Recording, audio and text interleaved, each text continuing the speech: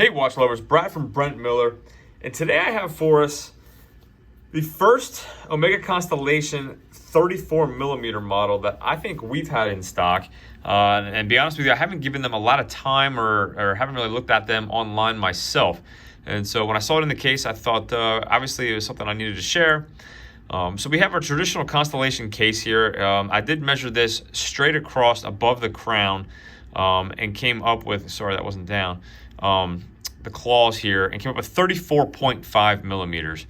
I measured it at 11.6 millimeters thick.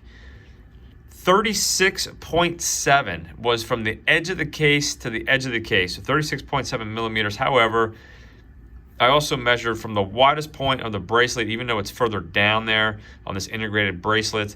I measured the widest point at the bottom at 43.2 millimeters. We have a 21 millimeter, we'll call it lug width here, but 21 millimeters, tapering down to 15 millimeters at the butterfly style clasp. So we have a sign right here, Omega, dual trigger, butterfly style clasp. It tapers down to 15 millimeters.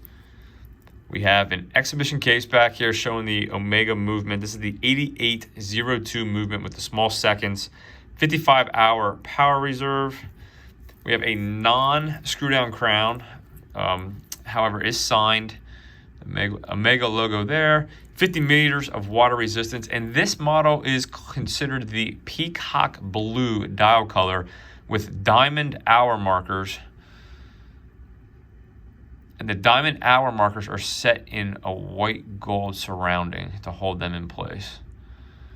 You also have white gold as your Omega logo there at the top, and your Constellation star logo, both white gold. You have your sub-seconds, your sub-dial here at your 6 o'clock position with your running seconds hand with your date window. Aesthetically, again, I like the Constellation line myself. I think they get underlooked quite a bit. And, you know, if you like your Roman numeral, stainless steel bezel, but on this model, you have a sunburst effect. It's kind of subtle. You don't see it at all in all lights. And I also like how, I didn't notice it at first, but the diamonds appear to get smaller to me as we come down to the 6. So they start larger at 12 and they kind of work their way down. I also like the little dots here representing, it looks like your hour markers on your small seconds too. So, or your 5, I guess, your 5 second at a time as I look at this. So overall, I like the design of the small seconds model. You know, listen, for many of you, for many men, this is obviously marketed towards women. I think it's going to be probably a little bit small. However, if you have a smaller wrist, and I do, at 6.5, 6.75 inches, depending on the day, I'll show you how this looks quick on my wrist. If you prefer a smaller watch, there are some models in the line without diamonds. I would not rule it out completely. Again, I have about a 6.75, sometimes 6.5, 6.75 inch wrist.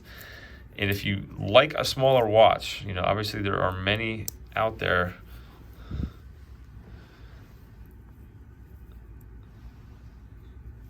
This may be one to consider. Again, different dial colors, ones without diamonds. And for a female or a woman, I think this is a fantastic option. I showed my wife this, and I know she liked it. So definitely something to consider. I think it's a great design. It's a classic design, obviously. It's been around for a while. We have no bezel, rotating bezel, so we're not going to have any bezel action here. And there is no loom on this either. So certainly not going to be waking up to tell the time with this. But wanted to share with you. I thought it was a nice option. Again, if there's anything I can do, thanks for watching. And if there's anything I can do for you, shoot me an email, brad@brentlmiller.com. I'll see you in the next video.